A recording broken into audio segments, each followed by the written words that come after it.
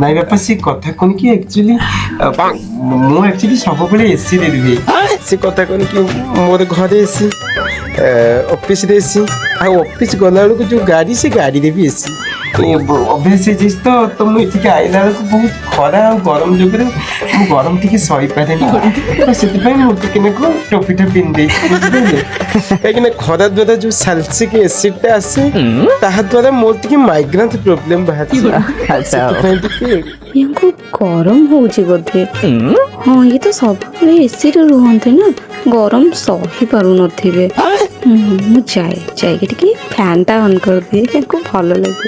ଯାହା କୁହ ବହୁତ ହ୍ୟାଣ୍ଡସମ୍। ଆଉ ବସି ଦେଖ ପିଅ ପିଅ ନିଅ ସମତି ନିଅ। ବଢିଆ